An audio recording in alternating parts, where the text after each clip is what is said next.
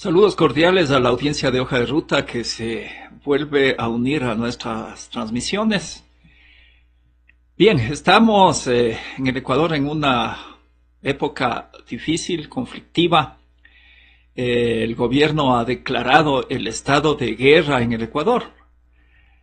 Sin embargo, este estado de guerra está en un contexto internacional que no lo estamos analizando debidamente. Por esta razón hemos creído conveniente invitar para mantener un diálogo, para aclarar algunos temas, al experto en temas estratégicos. Estamos con el director del Centro Andino de Estudios Estratégicos. Nos acompaña Mario Ramos. Mario, bienvenido a Hoja de Ruta una vez más. Qué gusto tenerte por acá. Gracias, Guillermo, por la invitación. Gracias a Hoja de Ruta. Un saludo cordial a todos compañeros, compañeras que nos escuchan. Mario, te voy a proponer ¿qué tal si empezamos dándole una mirada a todo el conflicto que vive el mundo? Porque en estos momentos los conflictos están muy agudizados por todas partes, ¿no? El año anterior nos tenían muy atentos al conflicto entre Ucrania y la OTAN. Bueno, Ucrania, la OTAN con Rusia, se podría decir. Pero a fin de año también surgió el conflicto en Medio Oriente, hay conflicto en Yemen. Bueno, hay un sinnúmero de conflictos a través del mundo que se han agudizado y tienden a subir de nivel, diría yo, en este año. Estamos atentos por lo que sucede en Medio Oriente, especialmente, que bien podrían determinar una guerra. Bueno, la Tercera Guerra Mundial creo que la estamos viviendo, pero digamos en una escalada a un nivel bélico que podría realmente tener graves consecuencias para la humanidad. Sí, es importante hacer una especie de contexto histórico, geopolítico general, ¿no? Para un poco comprender lo que podemos estar viviendo aquí en el Ecuador. Recordemos que antes del colapso de la Unión Soviética había un mundo bipolar, había dos grandes bloques de poder en el mundo. Y recordemos que ese equilibrio de poderes geopolíticos permitió, por ejemplo, la descolonización de África, por ejemplo, ¿sí? O sea, ese equilibrio de poder geopolítico permitió que países adquieran por primera vez su independencia, especialmente los países africanos de los años 60, ¿sí? Luego, pero yo diría una independencia entre comillas, porque no se independizaron del todo, digo. Vemos que hasta el año anterior, inclusive, hubo también algunos conflictos en función de que las colonizaciones como que cambiaron de estrategia nada más. Sí, exactamente. Muy buena tu precisión, Guillermo. O sea, se pasó de la colonización, digamos, a una especie de neocolonialismo. Podríamos decir que al Ecuador le pasa lo mismo, ¿no? Nosotros nos independizamos, pero ahora somos prácticamente una neocolonia, ya, más o menos para aclarar el tema, ¿no? Como en la independencia, último día de lo mismo y primero, sí, último día de despotismo y primero de lo mismo sí, era. Así es, no, algo similar, ¿no? También depende de los pueblos, de las autoridades, de los gobiernos, ¿no? Que cómo asumen esa independencia. Pero bueno, es una historia larguísima en África y obviamente habría mucho que contar en ese aspecto. Pero nos salimos del tema. Pero simplemente quería poner ese elemento general, ¿no? Ajá. De ahí, bueno, se colapsa la Unión Soviética y se pasa a un mundo unipolar, ¿sí?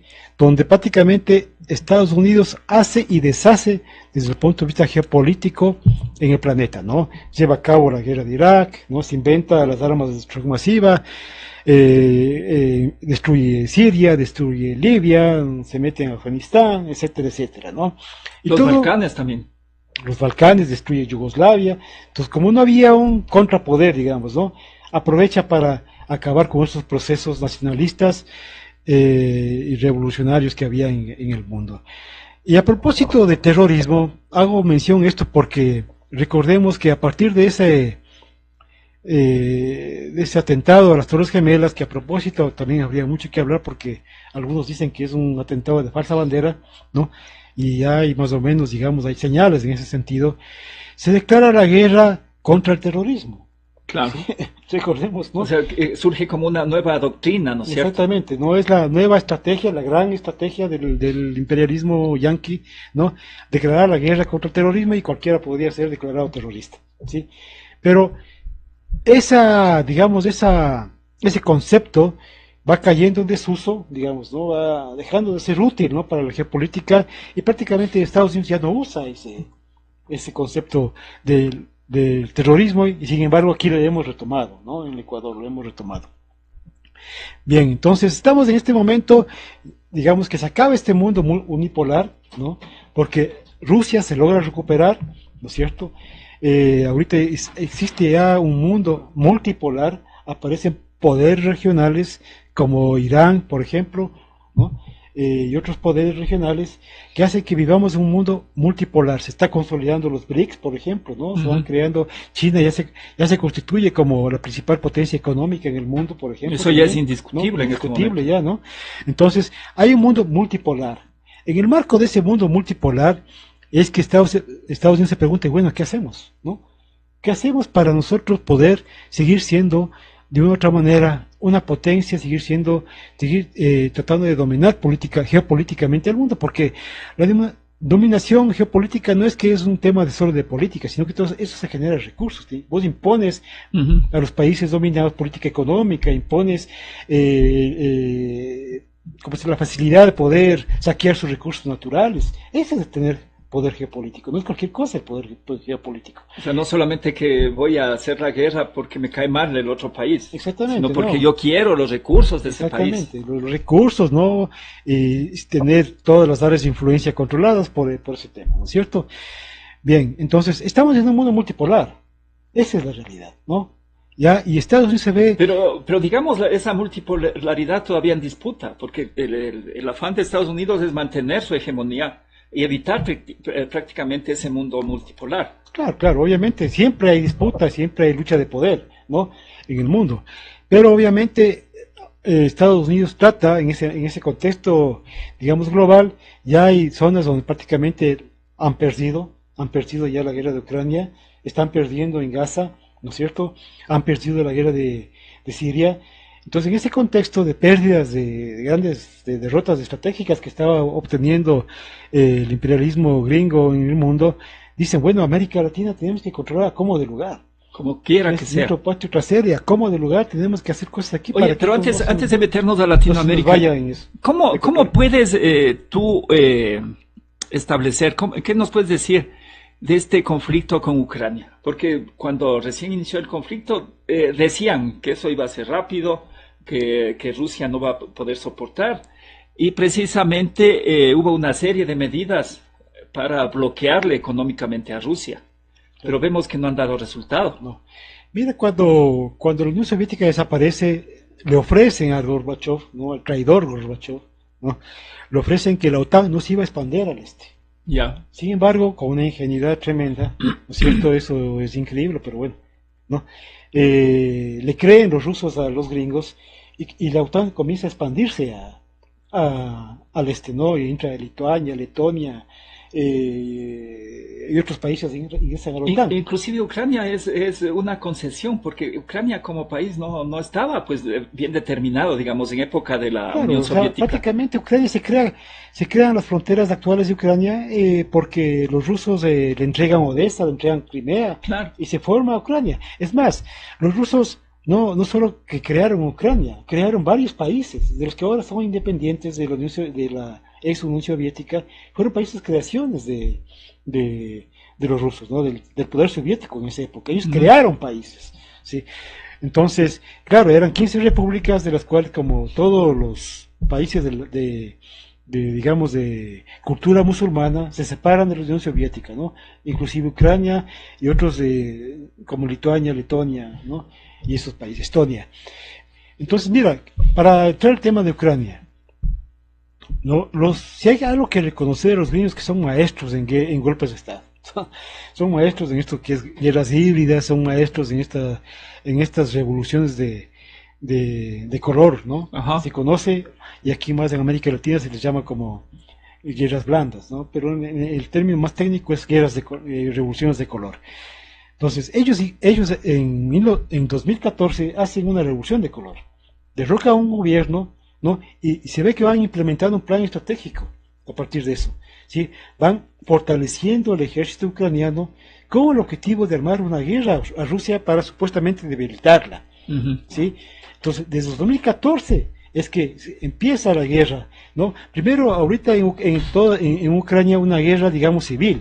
Claro. Porque hay la parte más rusa, digamos, ¿no? Donde se habla ruso inclusive, deciden independizarse de la parte más occidental, digamos, de Ucrania, y deciden decir, no, nosotros no estamos en esta onda, nosotros queremos volver a Rusia, queremos regresar a Rusia, ¿sí? Pero el único sector que logra hacer eso, ¿no? Verás que hicieron elecciones, y lo hicieron democráticamente, no es que hubo alguien que impuso, yo quiero volver a Rusia, no, hubo elecciones, claro. Y los pueblos del Donbass dijeron, queremos regresar a Rusia, no queremos estar en Ucrania, ¿no?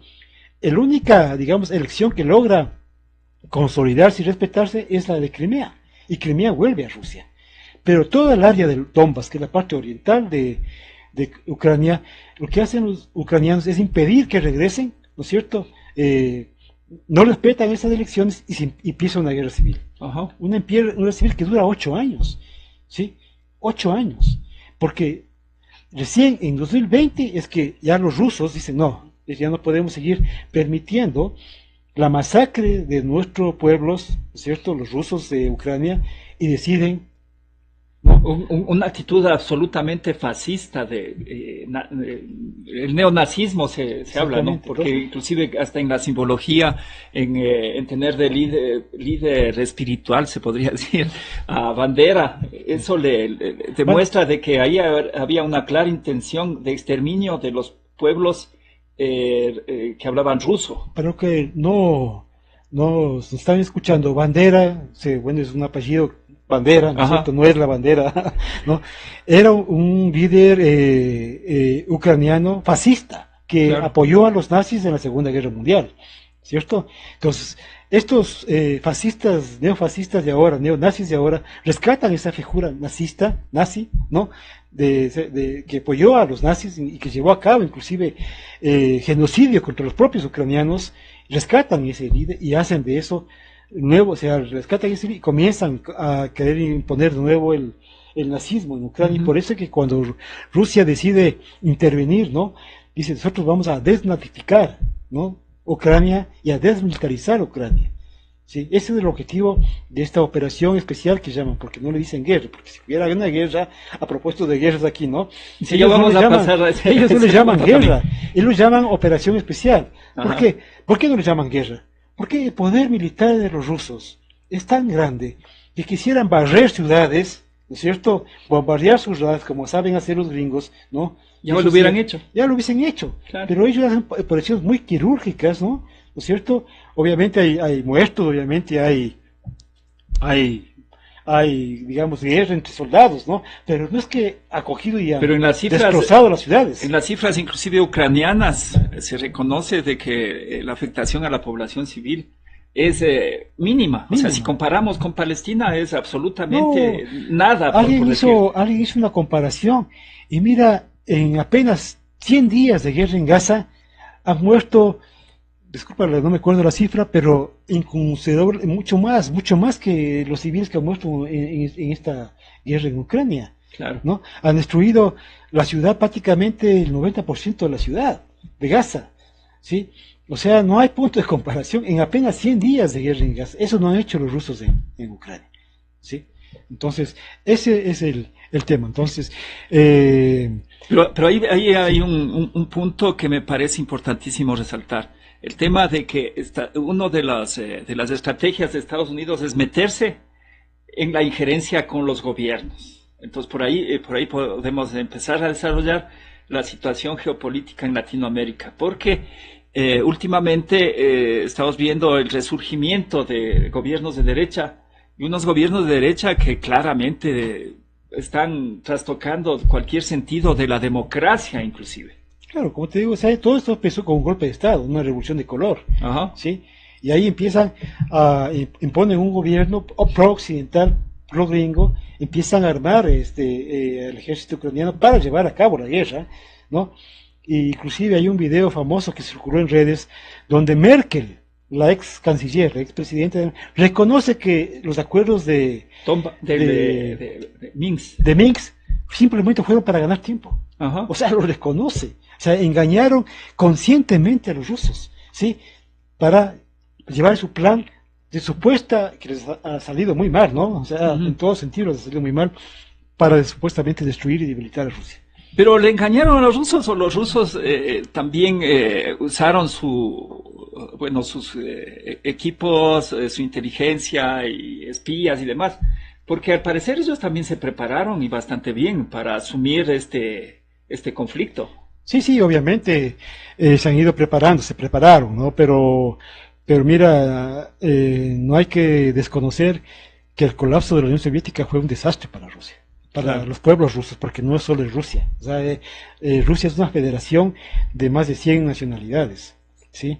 Entonces se habla muchos idiomas, se respetan todas las religiones. Chechenia, por ejemplo, es absolutamente musulmana, Ujú. ¿sí? Por ejemplo. Entonces, eh, la inteligencia quedó muy debilitada, y lo que era recuperar ese país después de todo el destrozo, ¿no? Después de que las mafias, a propósito de mafias de crimen organizado, se tomaron el país, recuperar el país ha tomado prácticamente 20 años. 20 años. Claro, y ahí el papel fundamental de Vladimir Putin, ¿no? Claro, es un Que líder. realmente es un líder Sí. a todas luces inteligente y Sabe sabe mucho hacer las cosas, ¿no? No, conoce de inteligencia, fue ex KGB, ¿no es cierto?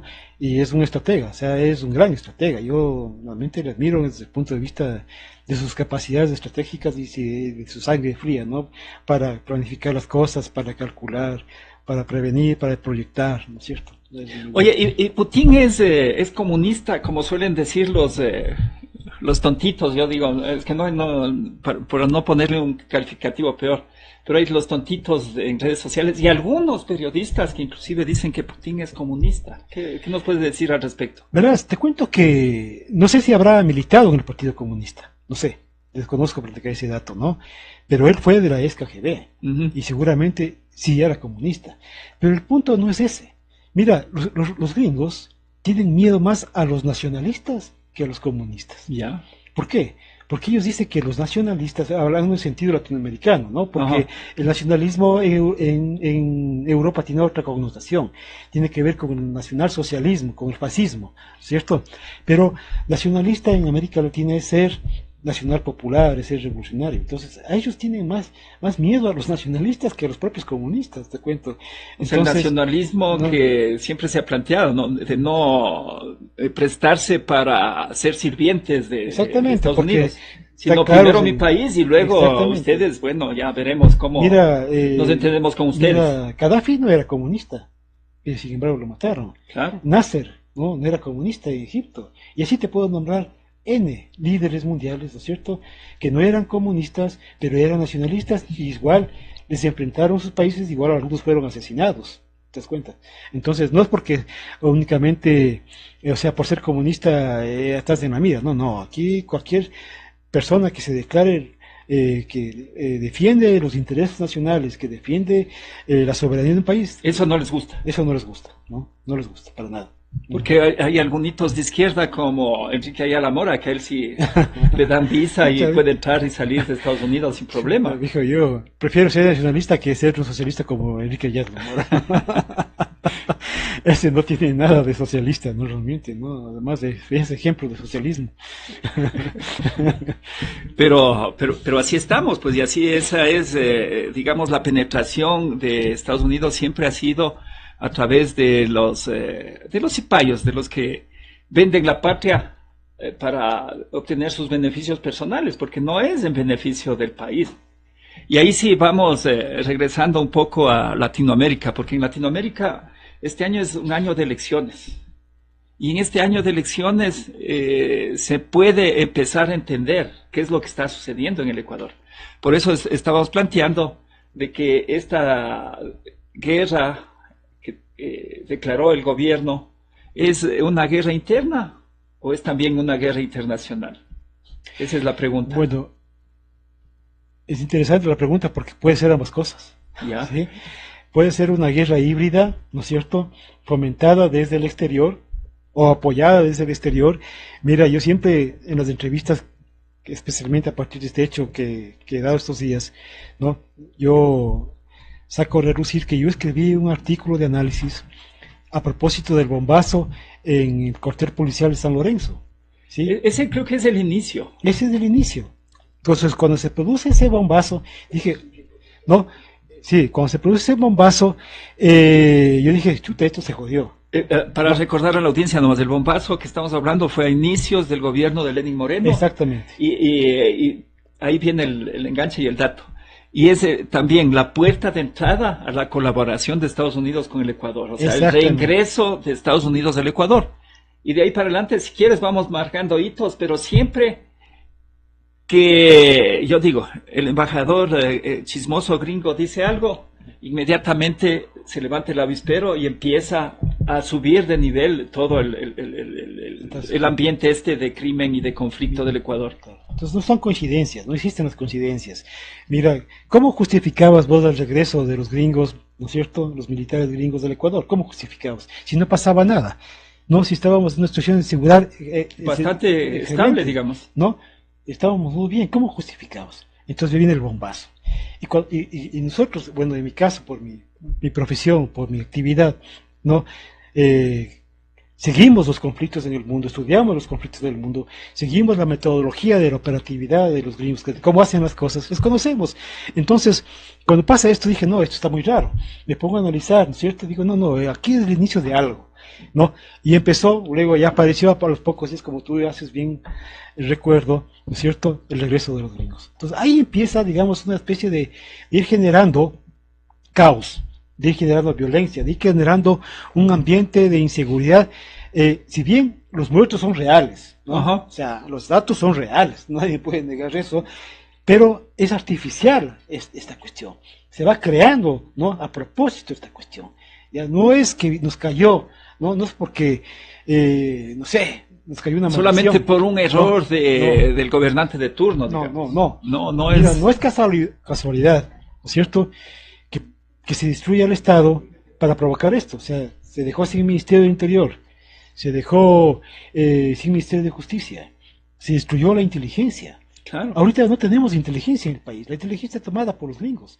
Prácticamente ellos controlan los servicios de inteligencia. De nuevo, estamos peor que Angostura, antes de Angostura, peor, sí, mucho peor. Bueno, solamente regresamos un momentito más en la pantalla, están los conflictos armados en el mundo. Y mira que está por toda parte, ¿no? Y de pronto estamos nosotros siempre poniendo los ojos ahorita en Medio Oriente y todavía en Ucrania, pero los conflictos están por todo el mundo. Y qué raro que en todos los conflictos, adivina quién está involucrado directamente, claro, en todas esas guerras del mundo. Bueno, Afganistán prácticamente ya les expulsaron, los gringos fueron derrotados de ahí, ¿no? O sea, Irak también están siendo expulsados, ¿no? Una de las grandes consecuencias de la guerra de Gaza es que es importante decirlo esto, porque aunque nos salgamos un poquito del tema, mira, o sea, mucha gente, ¿no?, en el mundo, muchos pueblos han tomado conciencia de lo que es el sionismo, porque la gente cree que Israel es judía. No, Israel no es judío, Israel es sionista. ¿Qué es el sionismo? Es el fascismo. Claro. ¿No? De estos que se dicen con judíos. Otros ropajes, pero es un fascismo, ¿no?, más duro, inclusive. Es hasta peor que los nazis. Así ¿sí? es. Porque haber hecho el genocidio que hay en Gaza, ¿no es cierto?, es una cosa tremenda. Ni los nazis llegaron a tanto. ¿sí? Entonces, Guernica, el famoso cuadro de Pablo Picasso, que se inspiró en un bombardeo que llevaron a cabo los nazis, ¿no?, en ese pueblo de España, que inspiró ese cuadro famoso de Pablo Picasso, Guernica. O sea, Pablo Picasso se hubiese quedado absorto viendo lo que pasa en Gaza. O sea, se hubiese inspirado a hacer 10.000 Guernicas, ¿no? Y eso es lo que yo no entiendo. Mira que el sionismo, digamos, en su raíz, tiene mucho que ver con, o sea, se cruza inclusive el tema religioso, pero realmente es una propuesta de que ellos tienen que dominar el mundo, punto. El sionismo no tiene nada que ver con la religión judía. Mira, los sionistas inclusive reprimen a los judíos. Claro. A los auténticos judíos. A los judíos, a los cristianos, sí, a los musulmanes, a cualquiera que se le cruce en el camino. Las iglesias que están en Palestina son reprimidas por los judíos, por los sionistas, perdón. ¿sí? ¿No? Por ejemplo, no pudieron celebrar el nacimiento de Jesús en Belén, en Palestina esta vez, justamente por todos estos hechos que están sucediendo en Gaza, ¿no? Y decía que ayer leía una entrevista a un general sionista, ¿no? Decía, ya reconozcamos que hemos perdido la guerra en Gaza, ¿no? Es increíble que un pueblo, ¿no?, encerrado en unos pocos kilómetros cuadrados, con el apoyo de todo Occidente, con todas las armas que tiene el sionismo, esté derrotando a los sionistas. Es un heroísmo realmente que eso va a hacer historia en el mundo, ¿no? Sí, con mucho, lamentablemente con mucho dolor, con mucha Muchos muerte. muertos, ¿no? Muchos muertos. Pero en principio los llamados, inclusive con panfletos, era a que los palestinos abandonen Gaza. Sí. Ese era el llamado. Sí. Y los palestinos no abandonaron Gaza. No, a pesar de que toda la ciudad ha quedado completamente destruida. No, no tienen electricidad, no tienen gas, no tienen agua potable. No sé cómo resisten, realmente es una cosa admirable, ¿no? Es una cosa admirable. Y no se, y ellos han dicho, no nos vamos de aquí. Y este conflicto sí puede motivar que entre Irán, por ejemplo, que yo veo que siempre le quieren forzar, digamos, a entrar en el conflicto. No sé cuál sea el interés, pero Irán está como a la expectativa, está de alguna manera apoyando al pueblo palestino, pero oficialmente no ha entrado en el conflicto. No, oficialmente no. Pero obviamente ya existe el eje de la resistencia, ¿no?, que son ejércitos populares, nacional populares, ¿no es cierto?, que de otra manera reciben el apoyo de Irán. Pero no es que Irán controla al 100%, o sea, son, por ejemplo, Hamas, digamos que es un ejército, bueno, primero que en Palestina no solo existe Hamas, existen varias organizaciones de la resistencia palestina, ¿sí?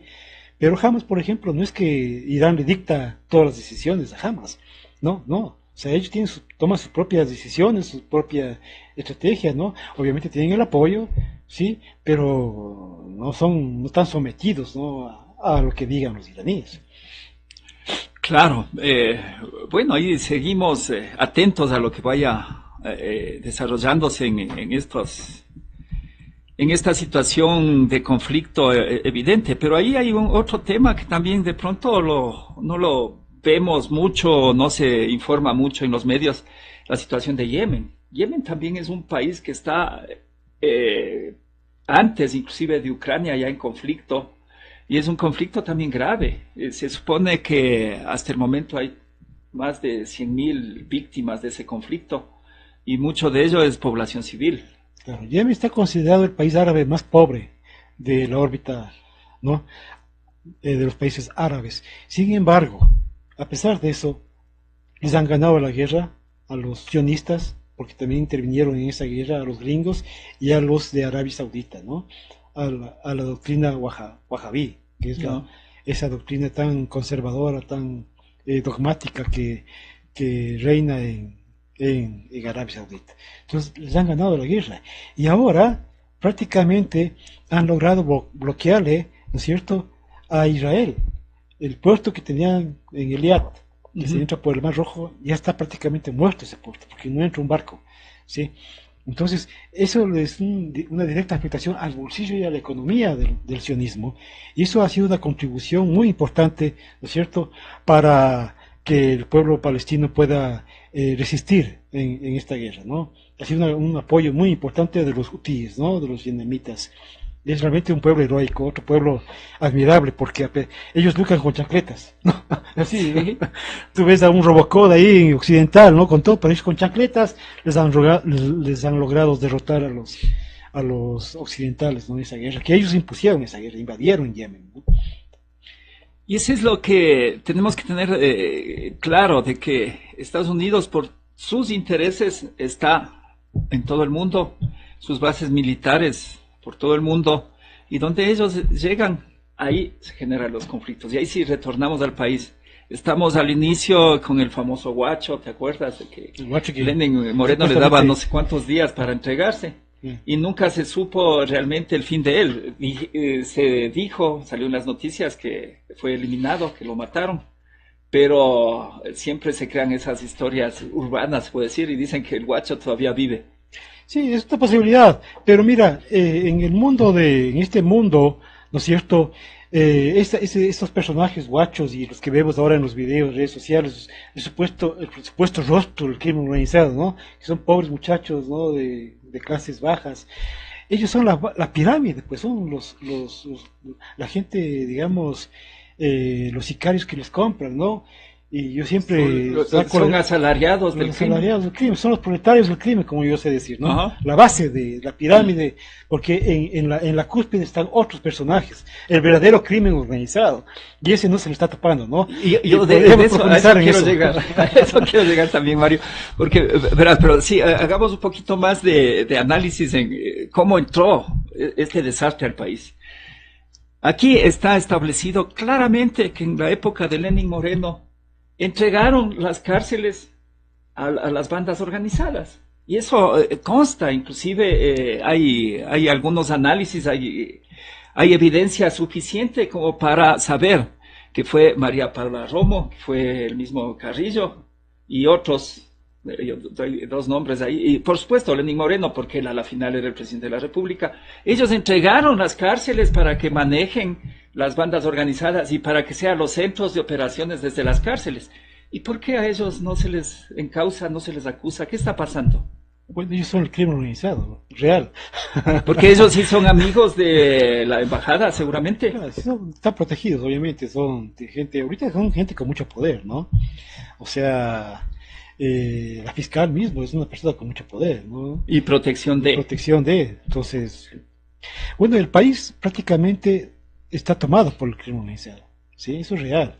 Pero lo que pasa es que el diagnóstico es lo que diferimos, ¿ya? ¿Y quiénes son los que permiten eso? También hay que establecer. Mira, Italia, ¿no? Tiene la famosa mafia de Drangheta, ¿no? Que es muy violenta ya. ¿Han declarado guerra en Italia para combatir a la Drangheta? No.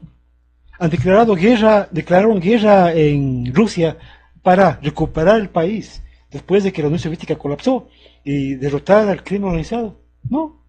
Simplemente, ¿qué hicieron allá? ¿Y qué ha hecho Italia, por ejemplo? Han fortalecido políticas públicas, ¿no es cierto? Han fortalecido las instituciones y se ha creado toda una teoría, inclusive en las universidades, forman verdaderos especialistas en combatir el crimen organizado, ¿sí? Se ha fortalecido la inteligencia, ¿no? Porque vos no puedes combatir el crimen organizado sin inteligencia, no puedes combatir. Tienes que tener instituciones que realmente puedan manejar todo este arte y esta ciencia que yo llamo, que es la inteligencia, para poder descubrir, ¿no es cierto?, estas organizaciones que se camuflan muy bien, ¿no? ¿Por qué? Porque mira, estamos viendo, ¿no? Y alguien comentaba que, qué gran noticia, ¿no? Se ha capturado a 1000 terroristas y miembros de bandas, no sé qué, no sé cuánto. Pero se va a acabar el crimen en este país capturando 1000 o 10.000 de estos personajes que son la base. No, yo no veo. Según algún analista se habla de que estarían reclutados alrededor de 50.000 personas en todas las bandas organizadas. Pero yo no veo, por ejemplo, que se esté capturando a un juez corrupto. No veo, ¿no? Ellos también son parte del crimen organizado. No veo que por ahí haya algún periodista de estos lindos canales, ¿no es cierto?, que se preste para difundir fake news y todas estas cosas. Yo no veo. No veo a militares y policías corruptos infiltrados en las Fuerzas Armadas o en la policía que estén siendo investigados, ¿no? No veo. Entonces no hay, de esos 1000 que dicen que han capturado, no hay uno solo, que son los verdaderos, ¿no? Los que dirigen los hilos de esta cuestión que está en el país, ¿no? Mira, yo no soy un experto en la materia, pero el sentido común, yo digo, los niveles de combatir, para mí son 3.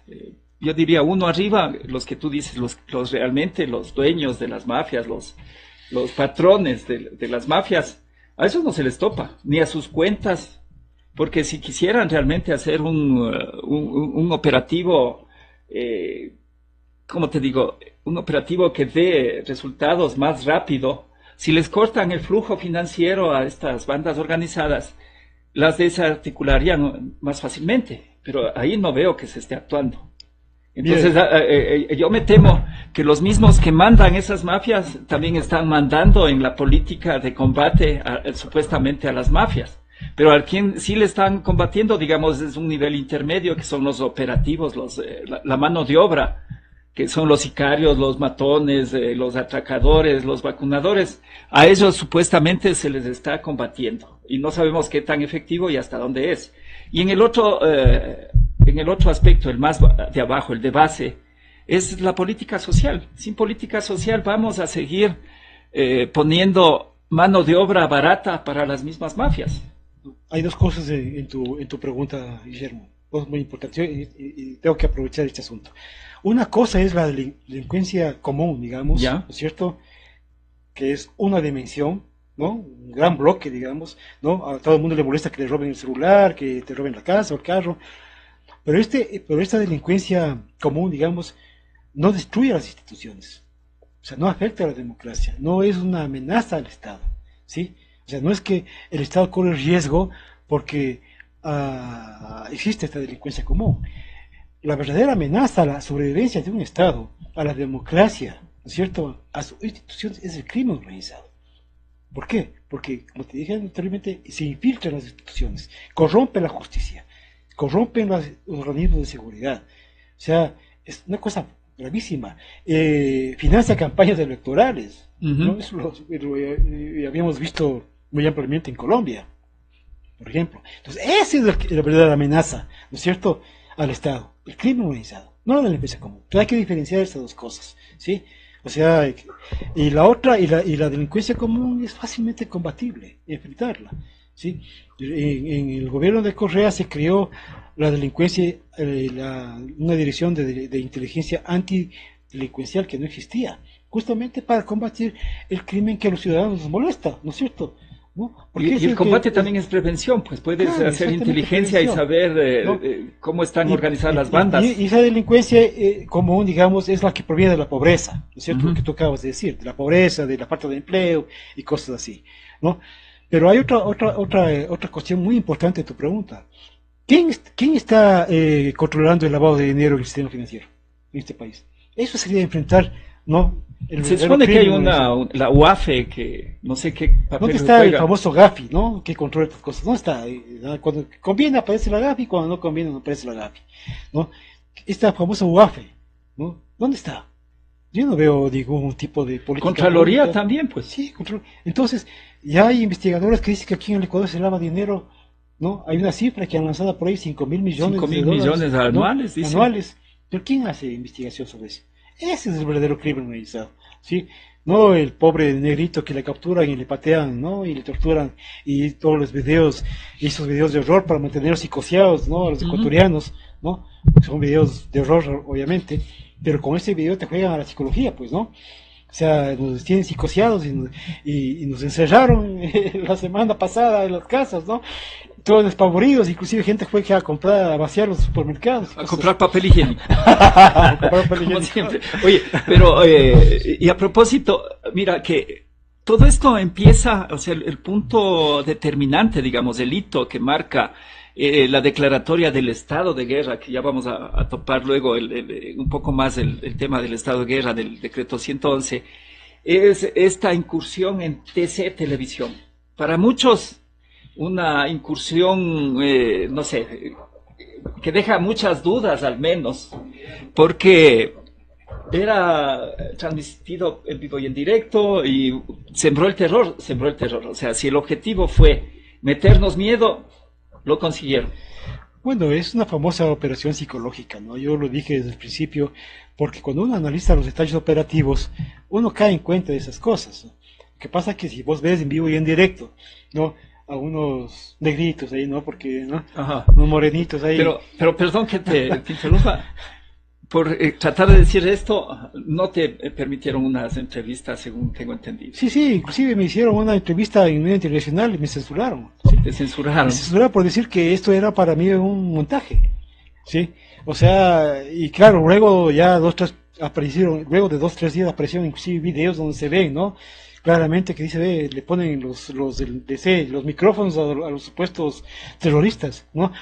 Y como decía por ahí también había un video de una chica, dice, ingresar a TC no es fácil, o sea, hay filtros de seguridad, o sea, no es un tema. Y yo pregunté, bueno, ¿y dónde está el mensaje de los supuestos terroristas? ¿Toman un medio de comunicación para qué? Para hacer el show y nada más, ¿no? ¿Dónde está el mensaje? ¿Qué mensaje lanzaron? ¿No? A mí no me quedó ningún mensaje que... A mí he visto imágenes y hay dos elementos que me hacen dudar. Una, de que el tipo le apunta con un arma que claramente no está... Está con alimentadora. Con alimentadora, una. Ah. Y la otra que el sonidista se da modos para poner la música de fondo, pues, para poner el escenario perfecto. Eso ya es lo paradójico. Le ponen... música. Y la retransmisión de Teleamazonas, completo. Sí, ¿no? La transmisión de O Teleamazonas. sea, un poco más y hacían cadena nacional. Claro, o sea, sospechosamente. Bueno, casi que sí hubo una cadena nacional, porque todos los medios estaban informando sobre el incidente. Mira, yo tengo amigos, ¿no? Bueno, yo tengo una red por bueno, yo sé que sí tienes amigos. ¿No? Aquí estamos. ¿No? Yo tengo una red a nivel latinoamericano, que todo el mundo me llamaron, Mario, ¿qué está pasando? Está en guerra, no sé qué, no sé cuánto, ¿qué pasa? O sea, y algunos que... O sea, bueno, siempre chateamos, ¿no? Pero nunca hablamos por teléfono. Y llamaban por teléfono, Mario, ¿qué está pasando en Ecuador? O sea, la noticia fue mundial, ¿no? Claro. Y amigas, inclusive amigos que de vez en cuando nos comunicamos, pero me llaman, como nunca no, digo, Mario, ¿qué está pasando en el Ecuador? ¿Está en guerra? Le digo, no, tranquilo, aquí no hay ninguna guerra, no pasa nada, es todo rápidamente... No les explico lo que sucede, ¿no? Y claro, todo el mundo queda, pero la noticia fue así, no solo fue un lavado cerebral aquí, ¿no? Realmente la noticia se corrió a nivel internacional, ¿no? O sea, la parte mediática bien manejada. No, bien manejada por los que quieren imponernos el relato. Así es, se impone ese relato y supuestamente aquí estamos en guerra, ¿no? Y ya les quiero ver a los ecuatorianos cuando quieran vivir una verdadera guerra. Aquí no hay ninguna guerra, no hay ninguna guerra. Mario, pero tampoco podemos, ¿cómo te digo?, desestimar que sí vivimos un estado de zozobra. La inseguridad ha crecido mucho, entonces el crimen, el robo, todo eso sí ha subido bastantísimo. Ya no puedes andar tranquilo como hasta hace algunos años atrás y siempre estás con esa angustia de que de pronto te puede suceder algo, de que sufras un asalto y demás. Pero ahí viene el tema. ¿Qué mismo es un estado de guerra? Porque eso es lo que todavía no terminamos de entender. A una semana de haberse decretado, bueno, mañana sería exactamente la semana. La semana. Pero hasta ahora no nos han explicado bien qué mismo es esto de generar un decreto que dice que estamos en un estado de guerra interna en contra del... bueno, ahí hay una lista inclusive de organizaciones, ¿cómo es? Se me fue. Organización delictiva. Organizada. Algo así. Sí. Mira, ¿Quién les da esa categoría? ¿Hay algún registro? ¿Tienen que cumplir requisitos? ¿Cómo es para que se arme todo este escenario, digamos, y tenga algún sustento el decreto 111? Mira, esa periodista que me censuró, me decía lo mismo que tú, ¿no? Pero están los muertos, sí, le digo, eso es real, yo no estoy negando, lo de estadísticas, no estoy negando que ya uno le tiene miedo de salir en las noches, ¿no? O, por ejemplo, en ciudades que están muy peligrosas, como en Esmeraldas, como en Guayaquil, eso es real, le digo.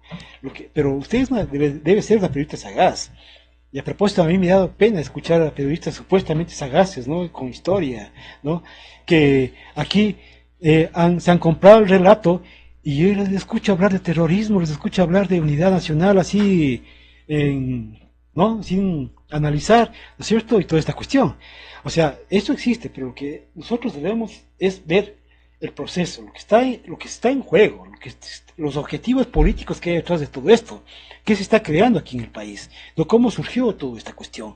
Algo ya topamos anteriormente, ¿no es cierto? Entonces, no hay una guerra, aquí no hay una guerra, ¿no?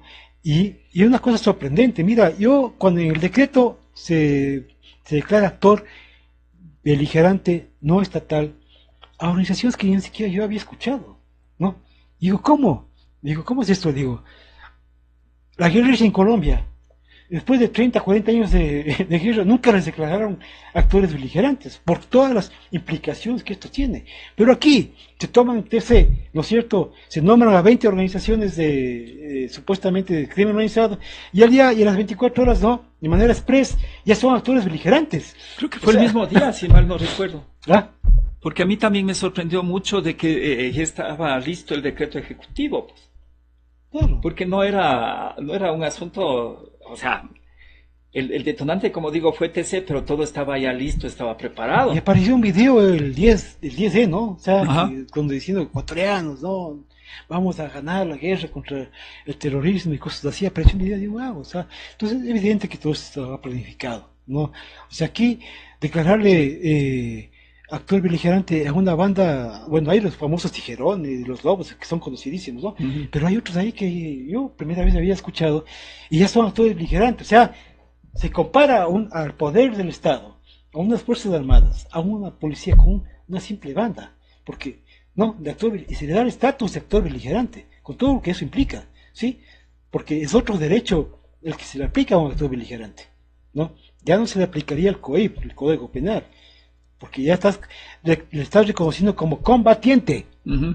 ¿ya? En una guerra hay combatientes, no hay delincuentes, ¿sí? O sea, le subieron de delincuentes, ¿no es cierto? Le subieron el estatus a combatientes. Eso hace el decreto, sí, entonces. Eso quiere decir de Claro. que en cualquier enfrentamiento las Fuerzas Armadas pueden eliminar a ese enemigo. O a la inversa, claro, ¿no? Entonces, entre combatientes se disparan, obviamente, porque ya es una guerra, ¿no? O sea, guerra, o sea, guerra, ¿no? Entonces, O pero, sea, a ver, ahí me dejas inquieto. O sea, ¿qué pasa si en este enfrentamiento muere un militar? bueno, se va creando, así como crearon todo este contexto de violencia, de inseguridad, ¿no es cierto? Ujú. Entonces, Pero yo me refiero a sí, sí, que ahí no habría el reclamo de que fue un asesinato, sino que estaban en exactamente. un combate Un y delincuente qué puede decir, pena. sí, yo soy actor beligerante, me acabas de reconocer, te presento en mi defensa el artículo 111, yo soy Claro, y yo combatiente. también tuve que También disparar tiene que para disparar defenderme. para matarte, defensa propia, ¿no es cierto? Pueden recurrir a ese decreto. No soy abogado, Ya, pero bueno, eso pero habrá que me parece consultar también. me parece que podría yo Mira, recurrir. pero sí Verás, hay, pero antes de sí hay terminar, confusión, o pero sea, no, dale, dale. el hecho es que, ¿no es cierto? Cuando muera por ahí, Dios no quiera, ¿no es cierto? Un asesino, un militar, un policía, entonces ya se va creando también no solo el contexto de inseguridad, sino también se va creando el contexto de que sí estamos en guerra. Claro. ¿Te das cuenta? Entonces, y se puede ir creando una especie de guerra civil. Yo quedé admirado, mira, o sea, en redes sociales se mandan mensajes, ¿no? Estos actores ocultos mandan mensajes. Y por ahí vi un mensaje de este famoso Fito, Ujú. ¿no? Donde dice que ya están en las montañas de Ecuador, que ya están listos para la guerra civil, que no sé qué, no sé cuánto, y digo, wow. O sea, Pero será, Fito, esa es la duda. esa es la duda, pero mira, pero el mensaje no es lo que, no, si es o no es Fito, es Ujú. el mensaje de lo que te están transmitiendo en redes sociales. Obviamente es un troll, obviamente es, pero ¿cómo te hacen llegar el mensaje? O sea, ya están diciendo que ellos van a llevar a cabo una guerra civil, ¿no? O sea, una simple delincuentes, ¿no? ¿Cuál es el objetivo político de este tipo? Es tomarse el poder. O sea, resulta que la banda de, no sé, de las mujeres, no sé cómo es un nombre ahí que es conocido en este decreto 111, aspiran al poder político del país. O sea, me reí, realmente, o sea, Claro, me causa no chiste. no es la misma condición que en Colombia, que el Ejército de Liberación Nacional y las FARC, ellos sí tenían un mensaje claro de que ellos necesitaban tomarse el poder por el beneficio y el bien de las mayorías empobrecidas de Colombia. Así es. Es Es diferente, una ¿no? Ahí guerra hay un civil. mensaje político O sea, en claro. Colombia había una guerra civil en toda regla y ejércitos populares, ¿no es Y cierto? ni así se declaró Y una ni guerra. así les declararon actores beligerantes, ni Ajá. así. Y así les declararon actores beligerantes, ¿te das cuenta? Por eso que es de En- 24 horas estas bandas desconocidas, haciendo excepción de los Lobos y Tijeros que son famosos, ¿no es cierto? Son Ujú. los pop star de los medios de comunicación, ¿no? Resulta que ahora son actores beligerantes. Pero a mí sí me sorprendió también el hecho de que en esa lista no esté la mafia albanesa. O sea, ¿por qué no? Y yo veo, y también es muy recurrente que en todos los medios y en todos los análisis no se dice nada De la mafia de la mafia albanesa. ¿Por qué será? Claro, es extraño, ¿Ah? claro, es extraño, ¿no? No se dice nada del cartel de Sinaloa, ¿no? No se dice nada de otros carteles. Claro, Es cierto pero de la mafia que antes albanesa le dieron, especialmente le dieron me sorprende. que antes le dieron mucha piola el tema de Sinaloa, ¿no es cierto? Todo eso. Ajá. Ahora no se dice nada de ellos. A simples bandas, ¿no es cierto? Algunos desconocidos, insisto, que no sabía que existían, ¿no? Y ahí está. ¿No? Ah, sí, 21 eran las organizaciones criminales y ahora ya son 28. Ah, son 28 ahora ya, ¿no? Pero en esos 28 todavía no está la mafia albanesa, ni la mafia italiana, ni la de Sinaloa, Claro. que se supone que ellos están operando y al parecer son los que están más arriba en la cúspide. Claro, ¿sabes? ¿No? Mira, toda la teoría, y yo un buen tiempo me dediqué a estudiar esta cuestión, ¿no es cierto? Porque obviamente cuando se declara la guerra global contra el terrorismo, yo me puse a estudiar terrorismo, a ver qué mismo del terrorismo. Ajá. Cuando nos caímos en cuenta de que se está usando el supuesto crimen organizado para estas cuestiones de geopolítica, de geoestrategia, de guerras híbridas, pues le pongo a estudiar qué es el crimen organizado. Pues claro, ahí no, todos los académicos te dicen, hay una pirámide. O sea, la primera, en la pirámide, en la base están los proletarios del crimen, como yo los llamo. Luego vienen los organismos de seguridad, cooptados, ¿no? Claro. Luego vienen los políticos, o sea, que son los que, ¿no? Y más arriba, el tema internacional, o sea, los que mueven los hilos a nivel internacional. Entonces, esa es la pirámide, en 4 niveles, grandes niveles, porque se puede hacer subniveles y cosas así, ¿no es cierto? Entonces, ese es. O sea, no, Y ahí viene la pregunta, ¿qué es lo que se busca con este estado de guerra? bueno, Y ahí vamos a enganchar precisamente Claro. con la geopolítica Sí, sí. internacional. Bueno, primero está obviamente tener al país caotizado, porque el caos es una forma de gobernar, como yo repito en cada entrevista que me hacen, ¿no es cierto? Es una forma de gobernar, imponen miedo, a la gente le tiene inmovilizada. Mira, a mí me ha sorprendido, me ha admirado, me ha entristecido, más que todo eso, la palabra más precisa, las declaraciones del presidente Correa, ¿no?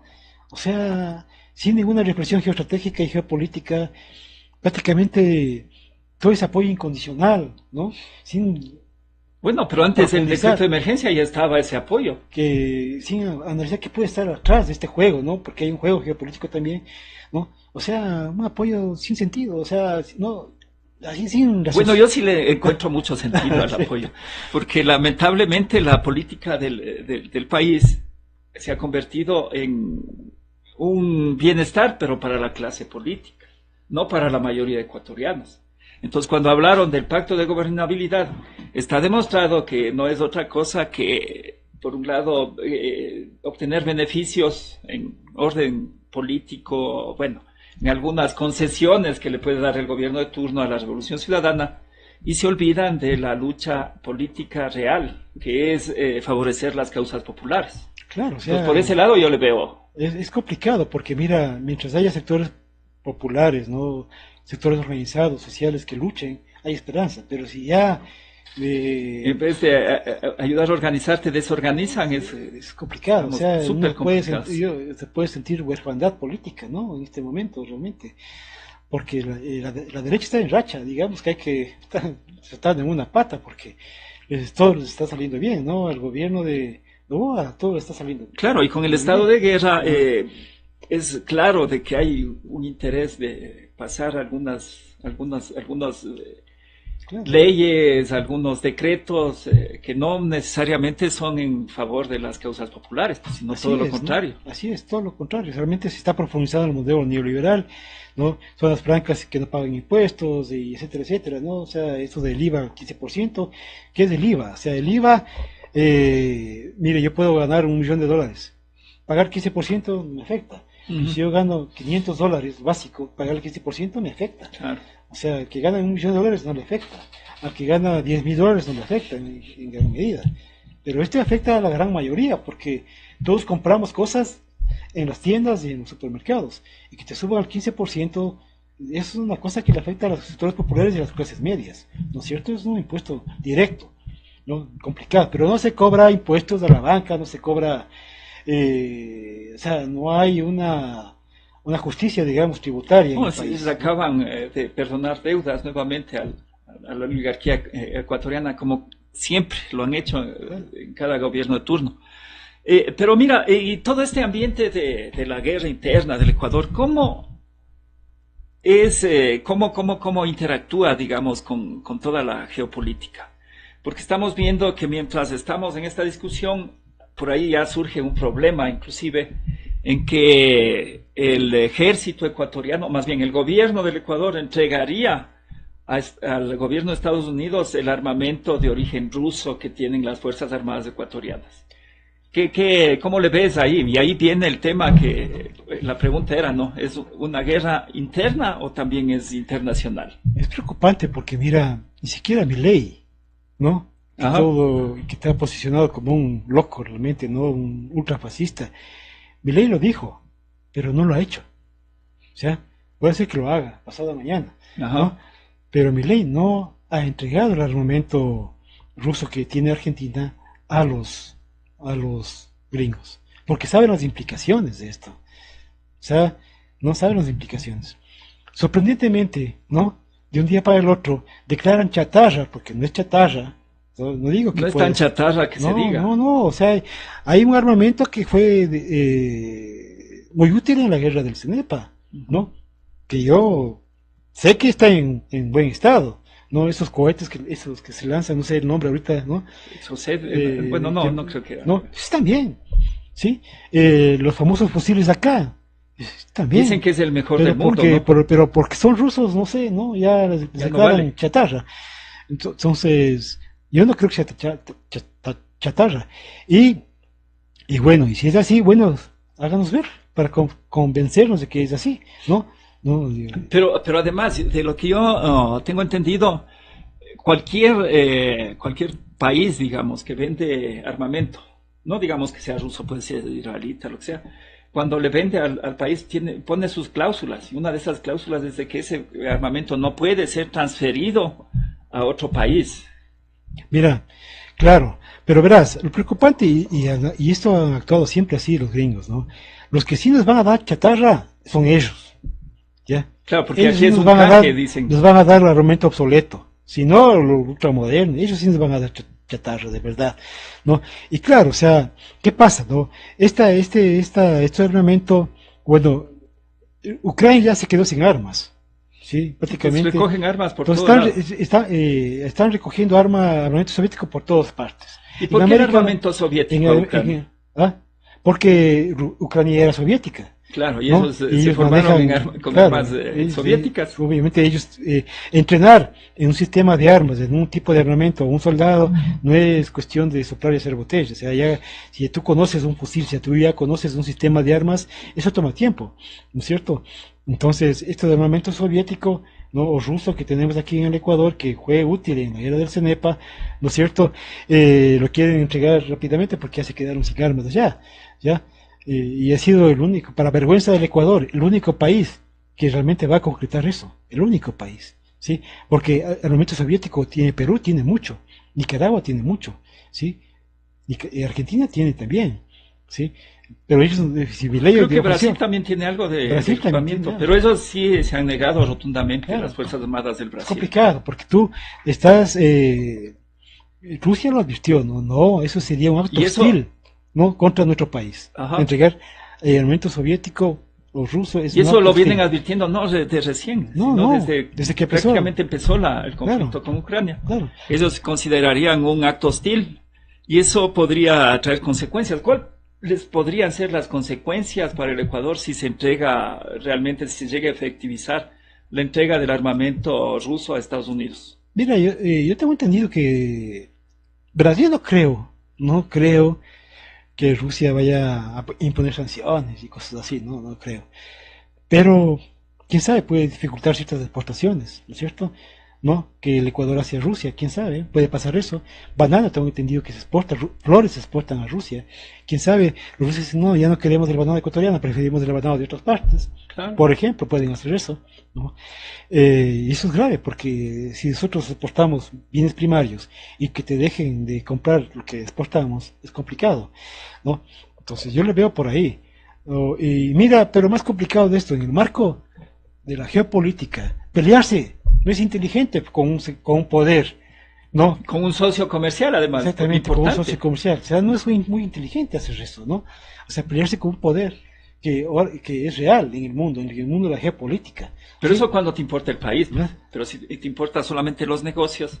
Acordémonos que la canciller del Ecuador, la ministra de Relaciones Exteriores, bueno, indirectamente, porque el padre es alguien que tiene la representación de la industria de armas de Israel. ¿No será que también por ahí es algún negocito? Sí, obviamente que cuando buscas Sí, cuando vos quedas en la órbita y te conviertes en un país vasallo, porque ahora ya somos eso, un país vasallo de los gringos, ¿no es cierto? Quedas en esa órbita, claro, ya comienzas a comprar el armamento solo de ellos, ¿no? Ujú. ¿Sabes? Y no siempre el mejor armamento, o sea, ¿me entiendes? Entonces, es así, ¿no? El país es un país vasallo de los gringos en este momento. Es lo que es. Sí, realmente preocupante. Esperemos que vamos a esperar todavía, ¿no? De que haya inteligencia suficiente en el gobierno como para decir esto no es conveniente. En fin, ya se verá en las próximas semanas porque esto no creo que tarde mucho. Y bueno, para ya ir cerrando, ¿cómo le ves la situación del mundo? Regresemos nuevamente al mundo.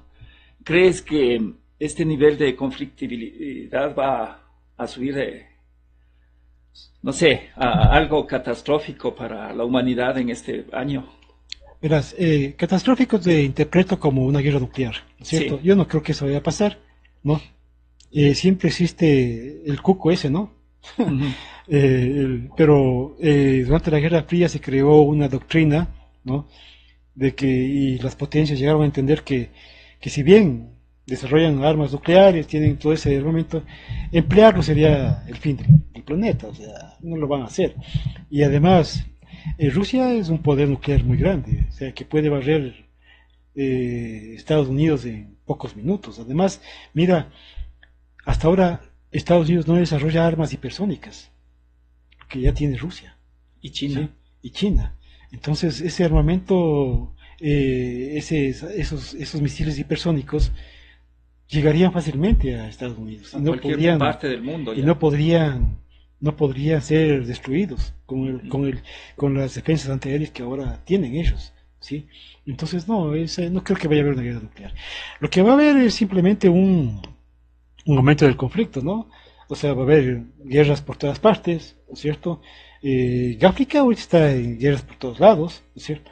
Eh, Pero ese precisamente es uno de los problemas y ahí es en donde calza todo este ambiente que nos han creado acá, porque toda la economía de los países vasallos va a estar siempre al servicio de sostener la industria bélica de Estados Unidos y su política de intervención. Mira, no me sorprendería que inclusive se quiera armar un conflicto entre Colombia y Ecuador, ¿no? A propósito O de los residuos de guerrilla que hay allá, Venezuela con el ¿no? Esequibo, bueno, en Sí, fin, ¿no? algún problema podría Exactamente, surgir. de Esequibo, por el Esequibo allá entre Guayana y Venezuela y otros conflictos, ¿no? Porque es justamente lo que decíamos hace un rato, o sea, en el caos, ¿no es cierto?, tu gobierno, o sea, es una forma de gobernar. El neoliberalismo impone su doctrina, digamos, un neoliberalismo militar, ¿no es cierto?, como una forma de gobernar. Ese es el objetivo político. Y claro, o sea, veo que le están posicionando tremendamente a Novoa en los medios, en los canales, ¿no? O sea, que exitoso, bien, poner un anuncio de que han capturado 1000, ¿no? Ujú. O sea, dicen que macho este man, o sea, qué efectivo. Entonces, Bueno, eh, con la liberación de los guías penitenciarios que estaban claro, detenidos, ya le pusieron pero es fácil, ¿no? Yo mucho capturo ojo. pasado mañana otra vez de los guías penitenciarios y luego los libero. O sea, ¿no? Que un Estado no pueda controlar una cárcel. Bueno, habrá que ver si realmente ya tienen el control de las cárceles. O sea, y que si no controlan una cárcel, peor van a ganar una guerra. O sea, Pero yo lo que insisto y soy muy insistente es de que si se sabe quiénes entregaron el control de las cárceles a los grupos de delincuencia organizada, ¿por qué no se está actuando en contra de esas personas? así es. Y Claro. están claramente determinadas. Ujú. Bueno, sí, sí, Entonces o sea, ahí queda la duda, ¿no? Si quieren o no quieren combatir realmente yo creo que no se todo quiere este desastre atender que vivimos. las verdaderas causas, ¿no? No se quiere atender. Que digo, si quisieran atender las causas reales, ¿no? Como te dije hace un rato, hay que diferenciar la delincuencia común de la organizada real, que es la más peligrosa. Deberían combatir la corrupción, combatir la infiltración en los sistemas de seguridad, en los órganos de seguridad, ¿no es cierto? Combatir el lavado, no quitar el oxígeno del dinero a estas bandas organizadas. O sea, pero yo no veo nada en esa línea, absolutamente nada. Les hay que dar la base, ¿no? Al proletario del crimen, o sea, a los morenitos, a los negritos, a los, ¿no? A los tatuados. A los tatuados. Ese es el supuesto, y la lucha contra el crimen organizado no es esa. Por lo menos en el nivel más alto no están, o no se ve nada en acción. No se ve nada. Bueno, Mario, qué gusto tenerte nuevamente por acá en Hoja de Ruta. Ya sabes que te seguiremos invitando para hacer otros análisis que creo que este año va a estar bastante movido, complicado y movido. Muchas gracias por haber asistido a nuestra invitación. No, gracias a ustedes, a Hoja de Ruta, a ti, Guillermo, por la invitación.